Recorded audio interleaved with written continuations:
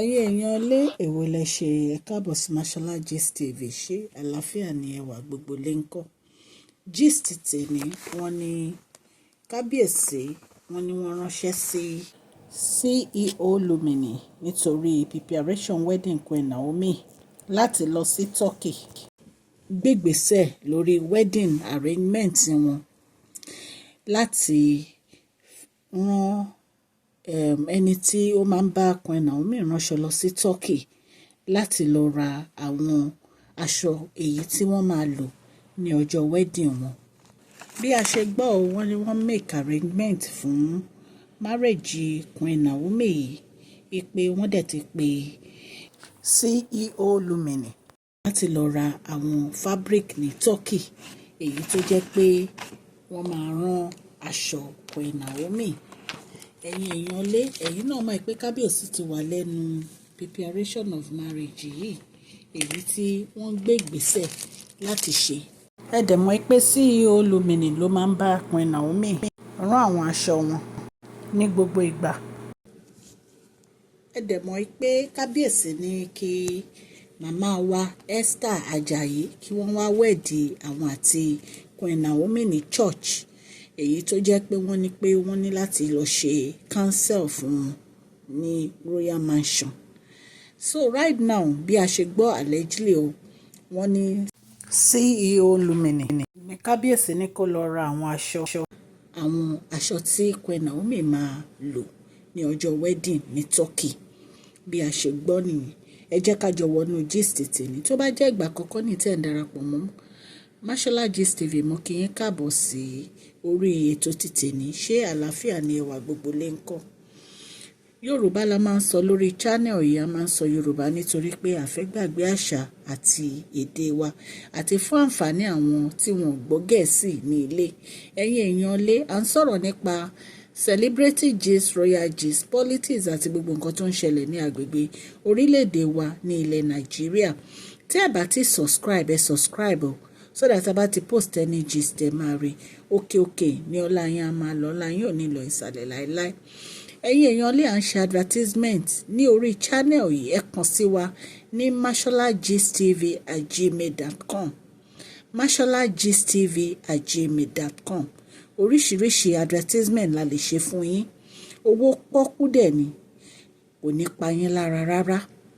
Ẹ̀yin èèyàn lé wedding arrangement Kábíyèsí ó ní à ń sọ lọ́wọ́lọ́wọ́ èyí tó jẹ́ pé a gbọ́ wípé Kábíyèsí ti gbé ìgbésẹ̀ láti release owó fún Ceolumminee lọ ra aṣọ ní Turkey fún queen wa Queen Naomi Sílẹ̀kùnọlá Ògúnwùsì èyí tó jẹ́ pé wọ́n ń palẹ̀ ìgbéyàwó wọn lọ́wọ́lọ́wọ́ báyìí. Ẹ̀yin èèyàn lé oríire ló jẹ́ fún Kábíyèsí wípé kí Queen Naomi àti ọmọ wọn kó padà wá sínú palace.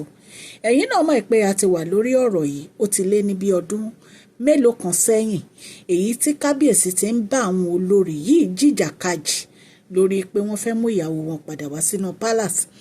Àwọn olórí fárígá wọ́n gbé ìgbésẹ̀, kò sí itú tí wọ́n pa tán, ṣùgbọ́n pàbó ló ń já sí nítorí pé ibi tí Ọlọ́run bá lọ́wọ́ sí kò sí ẹ̀dá tó lè yí padà. Ó ní ọ̀rọ̀ Kábíyèsí àti Queen Naomi yìí. Ẹ̀yin èèyàn lé èyí tí a tún gbọ́ òun ni pé even gan kí Kábíyèsí tó fẹ́ Queen Naomi gan ni wọ́n ní ọ̀rẹ́ Kábíyèsí kan tó wà ní US tí ó fún wọn ní birthday car wọn. Wọ́n ní ọ̀rẹ́ wọn yìí sọ fún wọn pé ó yẹ kí Kábíyèsí kí wọ́n mú Queen Naomi lọ sí church kan lọ wed Queen Naomi ni.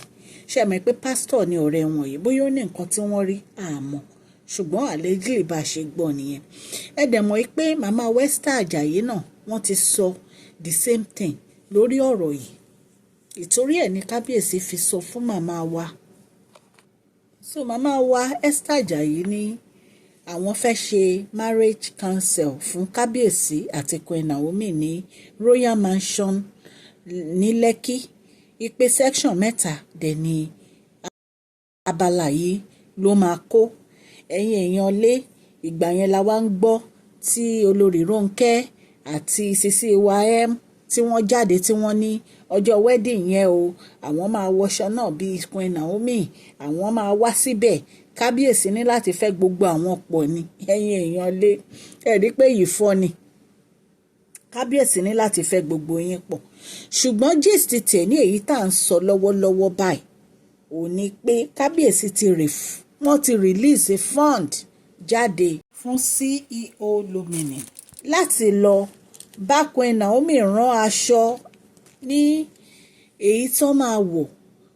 Wọ́n rán wọn lọ sí Turkey ni Turkey ni wọ́n ti lọ ra gbogbo àwọn material tí wọ́n máa fi rán àwọn aṣọ yìí. Ẹ̀yin èèyàn lè ẹ̀dẹ̀ mọ̀ pé CEO Lumini àwọn aṣọ wọ́n ti ń rán àwọn aṣọ fún Queen Naomi tipẹ́tipẹ́. Ìgbà kan tí ẹ ní wọ́n ní Sisi Wayem náà ló fẹ́ rán aṣọ ní CEO Lumini. Mo ti gbé gist yẹn wá fún yín. Wọ́n ní tí àwọn tó wà ní palace gbọ́ báyìí wọ́n ná bú sẹ́rìn wọ́n ná rẹ́rìn wọ́n ní gbogbo wọn yí ńlẹ̀ ni.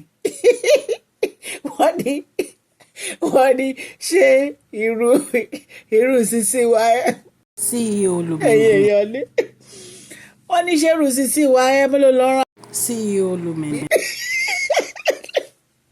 Wọ́n ní Kábíyèsí rẹ́rìn wọ́n ní Dr. Elizabeth rẹ́rìn wọ́n ní gbogbo wọn yí ìlú ra wọn ni. Ẹ̀yin èèyàn lé mọ̀ yí pé àwọn tí CEO Lumini sọ fún àwọn tó ní ṣèpù ẹja ni ṣèpù ẹja ẹ wo bí ṣèpù Sisi Wayem ṣe rí.